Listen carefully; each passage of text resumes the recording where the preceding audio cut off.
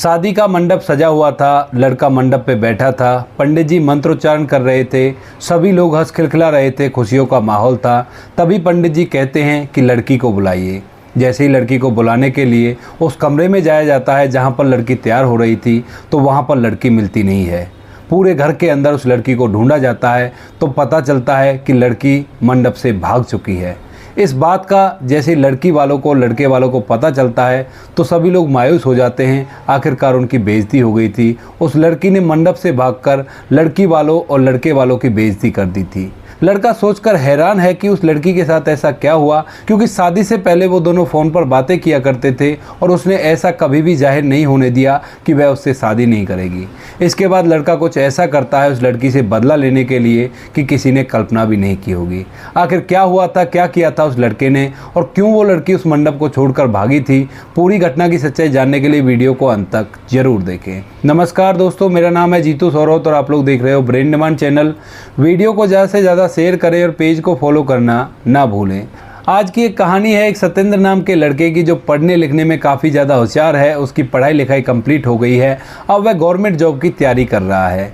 तभी उसके घर वाले उसकी शादी की चिंता करते हैं और उसके लिए एक लड़की ढूंढते हैं।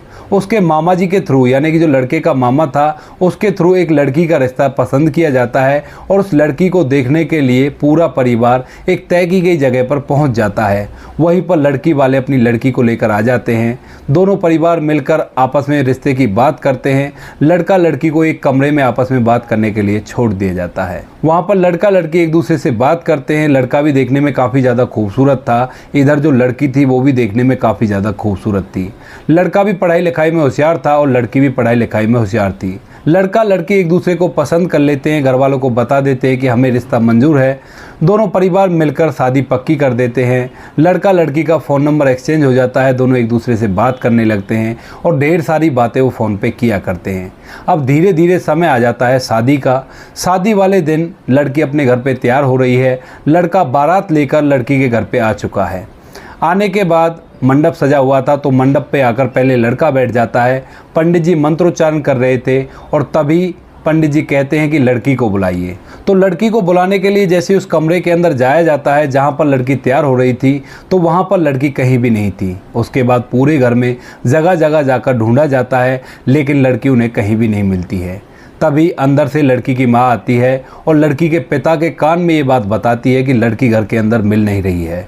उसके बाद लड़की का पिता जाता है, पूरे घर के अंदर अच्छी तरह से ढूंढता है, लेकिन लड़की उन्हें कहीं भी नहीं मिलती। दोस्तों, इस बात को सोच सोच कर लड़की का बाप काफ़ी ज़्यादा हैरान हो जाता है। वह सोचने लगता है कि इस लड़की ने तो मेरी नाक कटा दी। तभी लड़की की बड़ी बहन लड़की के बाप के पास आती है और उसे कुछ बताती है उसके कान में।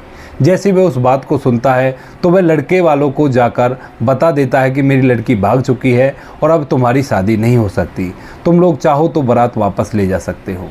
इसके बाद जो लड़के वाले थे, अब वो करते भी तो क्या करते, उनकी बेइज्जती हो चुकी थी, तो वो लोग बारात को लेकर वापस चले जाते हैं। लेकिन जो लड़का है उसके दिमाग में केवल एक ही बात चल रही है। वह सोचने पर मजबूर है कि आखिर ऐसा क्या हुआ उस लड़की के साथ जो उसने बारात को वापस भेज दिया। लड़की का नाम था रोमा। तो रोमा फ़ोन से सत्येंद्र से बात किया करती थी। उस टाइम पे उसने ज़रा भी जाहिर नहीं होने दिया कि वह इस शादी से नाखुश है और अब अचानक से वो मंडप को छोड़कर भाग गई है। तो लड़का इस बात को सोच सोचकर काफ़ी ज़्यादा परेशान है। अब लड़के वाले अपने घर आ जाते हैं। लड़का काफ़ी ज़्यादा परेशान है क्योंकि उसकी शादी होने वाली थी और शादी होते होते वो लड़की भाग गई। अब कई बार वो उसके नंबर पे फ़ोन भी करता है, लेकिन उस फ़ोन को कोई भी रिसीव नहीं करता। तभी कुछ दिनों बाद लड़के का मामा लड़के को बताता है कि जिस लड़की से तुम्हारी शादी होने वाली थी, रोमा से, वो एक सरकारी नौकरी में लग चुकी है और इसी वजह से वो मंडप से भागी थी। उसने सोचा कि अब मैं सरकारी नौकरी लग गई हूँ तो इस लड़के से शादी भला क्यों करूँगी, ये बेरोज़गार है। तो जैसे ही ये बात सत्येंद्र सुनता है तो उसे बहुत ही बुरा लगता है। वो मामा से कहता है कि मामा जी एक बार उस लड़की से मेरी बात करा दो। उसके बाद उसका मामा ट्राई करता है लड़की के घर वालों से बात करके कि जो लड़का है वो एक बार आपकी लड़की से बात करना चाहता है, लेकिन लड़की के घर वाले लड़के की लड़की से बात नहीं होने देते हैं। धीरे धीरे समय बीतता है और सत्येंद्र इस बात को सोच सोचकर काफ़ी ज़्यादा परेशान होता है।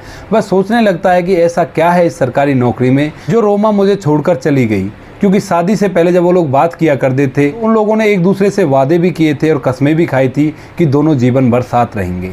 तभी जो सतेंद्र है वो सोच लेता है कि अब उसे कुछ ऐसा करना है जो इस लड़की को मज़ा चखाया जा सके।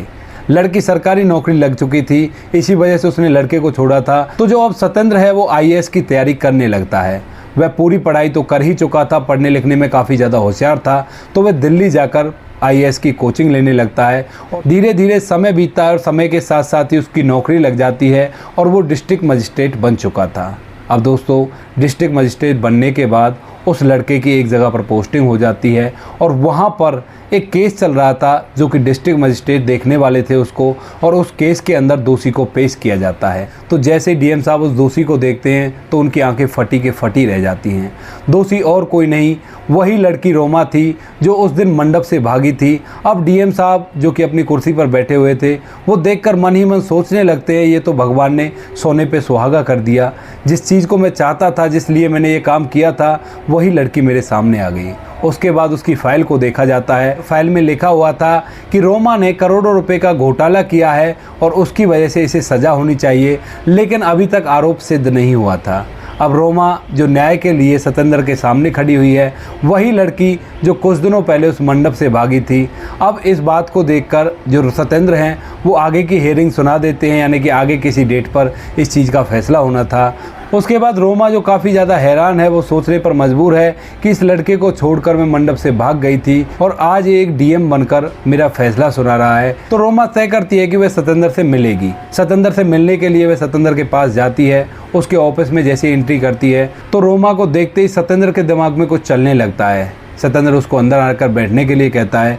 रोमा बैठती है और रोमा जब बातें करती है कहती है कि ये मैंने नहीं किया, ये मुझ पर आरोप लगाए गए हैं। जो और कर्मचारी मेरे साथ लगे हुए थे उन्होंने मुझे इसमें गलत फंसाया है। और बार बार कहते टाइम वो उससे सत्तू कह रही थी, क्योंकि जब वो अक्सर फ़ोन पर बात किया करती थी शादी से पहले तो सत्तू ही कहकर बोला करती थी। तभी जो सतेंद्र है वो एकदम से उसे रोकता है और कहता है कि कॉल मी सर, सत्तू वत्तू यहाँ पे कुछ नहीं, तुम मुझे सर कह सकती हो और इसके अलावा तुम्हें कुछ नहीं कहना है। इस बात को सुनने के बाद रोमा चुप हो जाती है और सोचने लगती है कि उसने काफ़ी गलत किया है सतेंद्र के साथ। तो वह सतेंद्र से माफ़ी मांगने लगती है, गिड़गिड़ाने लगती है, कहती है कि सतेंद्र मुझसे गलती हो गई और मुझे माफ़ कर दो। मेरी सरकारी नौकरी लग गई थी और इसी वजह से मैं तुम्हें छोड़कर आ गई। सरकारी नौकरी के घमंड में मैंने सोचा कि तुम तो बेरोज़गार हो और मैं सरकारी नौकर बन चुकी हूँ, अब तुम जीवन भर मुझे परेशान करोगे, तो इसी वजह से मैंने तुमसे शादी नहीं की। लेकिन अब वो मेरी सरकारी नौकरी नहीं रही है, कुछ लोगों ने मुझ पर झूठे आरोप लगाकर मेरी सरकारी नौकरी को हटा दिया है, तो हो सके तो मेरी नौकरी को दोबारा से चालू करवा दो, ऐसा रोमा सतेंद्र से कहती है। उसके बाद सतेंद्र कहता है कि ठीक है, देखते हैं, जो होता है आगे देखा जाएगा। रोमा वहाँ से चली जाती है और जो सतेंद्र है वो मन ही मन उससे बदला लेने के लिए सोचने लगता है। अब इसके बाद जो सतेंद्र है उसके केस को लंबा खींचने लगता है, बार बार तारीखों पर बुलाता और अगली तारीख उसे दे दिया करता। इसी तरह से कुछ दिन बीत जाते हैं। जब रोमा थक हार गई थी, पूरी तरह से परेशान हो गई थी, तो एक दिन फिर से वो सतेंद्र से मिलने के लिए जाती है और हाथ जोड़कर सतेंद्र के सामने खड़ी हो जाती है और कहती है कि सतेंद्र, मुझसे बहुत बड़ी गलती हो गई, मुझे माफ़ कर दो, या तो मेरे इस केस को ख़त्म कर दो, जो मेरे ऊपर आरोप लगा है इसको हटा दो, अगर नहीं हटा सकते तो मुझे इस केस में सज़ा दे दो। मैं थक चुकी हूँ, बार बार तारीखों पर आकर इस केस को लड़ते लड़ते काफ़ी दिन हो गए हैं मुझे, और मैं अब इससे आगे सहन नहीं कर पाऊँगी। ऐसा कहकर वो रोने लगती है। अब इसके बाद जो सतेंद्र था उसे भी उस पर तरस आ जाता है, क्योंकि शादी से पहले जब वो लोग बात किया करते थे तो दोनों ने एक दूसरे के साथ रहने की कस्में खाई थी। अब सतेंद्र को तरस आ जाता है और वो अगली हियरिंग में सभी सबूतों को देखता है और सभी चीज़ों की अच्छी तरह से जांच करवाता है।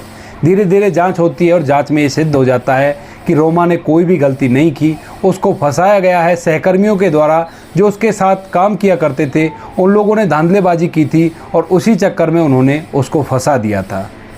रोमा के आरोप हट जाते हैं। रोमा के आरोप हटने के बाद जो रोमा है वो दोबारा से अपनी ड्यूटी को ज्वाइन कर लेती है। इधर यह बात जैसे ही सतेंद्र अपने घर वालों को बताता है तो वो भी बड़े खुश होते हैं, सोचते हैं कि जिसने हमारे बेटे को ठुकराया था आज वही उसके सामने हाथ पैर जोड़कर माफ़ी मांगने लगी है। अब रोमा की जब दोबारा से ड्यूटी लग जाती है तो रोमा दोबारा से सतेंद्र से बात करने लगती है और बार बार फ़ोन पर उसे माफ़ी मांगा करती और कहा करती कि सतेंद्र, मुझे माफ़ कर दो, मुझसे बहुत बड़ी गलती हो गई, अगर तुम चाहो तो हम दोबारा से एक साथ रह सकते हैं। लेकिन सतेंद्र उसे बार बार टाल दिया करता। तभी जो रोमा के पिता हैं उनको भी जैसे ये बात पता चलती है तो वह सतेंद्र के घर आ जाते हैं दोबारा से माफ़ी मांगने के लिए। वहाँ पर सतेंद्र के पिता से वो हाथ जोड़कर पैरों में पड़कर माफ़ी मांगते हैं। कहते हैं कि हमसे बहुत बड़ी भूल हो गई, बहुत बड़ी गलती हो गई, हमारी बेटी ने जो किया उसको नादानी समझकर माफ़ कर दीजिए और एक बार फिर से अपनी बारात को लेकर हमारे घर आ जाइए। उसके बाद जो सतेंद्र के पिता हैं वे सतेंद्र से पूछते हैं। इधर जो रोमा भी बार बार लगातार प्रयास कर रही थी कि किसी तरह से सतेंद्र दोबारा से मेरे से शादी कर ले और हम दोनों का परिवार अच्छी तरह से चलेगा। अब यहाँ पर दोस्तों सतेंद्र का दिल पिघल जाता है क्योंकि वह रोमा से प्यार करने लगा था। अभी तक सतेंद्र ने शादी भी नहीं की थी, तो वह अपने घर वालों से कह देता है कि ठीक है, उनसे बोल दो कि हम लोग बारात लेकर आ जाएंगे। कुछ दिनों बाद रोमा और सतेंद्र की फिर से शादी हो जाती है। एक मंडप जो पहले सजा था, ऐसा ही मंडप दोबारा से सजता है और वहाँ पर इस बार न लड़का भागता है, ना ही लड़की भागती है और दोनों की शादी हो जाती है। अब दोनों एक दूसरे के साथ हंसी खुशी सतेंद्र के घर में रहा करते हैं। तो दोस्तों ये थी आज की कहानी, जहाँ पर एक दुल्हन अपनी नौकरी के घमंड में मंडप को छोड़कर भाग गई, लेकिन उसके बाद लड़के ने कुछ ऐसा किया कि वो मजबूर हो गई और दोबारा से उसी लड़के से शादी कर ली। आपको कहानी जैसी भी लगी हो कमेंट सेक्शन में बता देना। बाकी दोस्तों वीडियो अच्छी लगी तो वीडियो को लाइक और शेयर जरूर करें। इन कहानियों को सुनाने का उद्देश्य आपको परेशान करना बिल्कुल भी नहीं है। ये कहानियाँ आपको इसलिए सुनाई जाती हैं ताकि आप लोग अपने जीवन में इन वीडियोज़ में दोहराई गई गलतियों को ना करें और अपने आप को एक बेहतर इंसान बना सकें। मिलते हैं किसी नेक्स्ट वीडियो में नए टॉपिक के साथ। तब तक के लिए जय हिंद, जय भारत, जय हिंदुस्तान।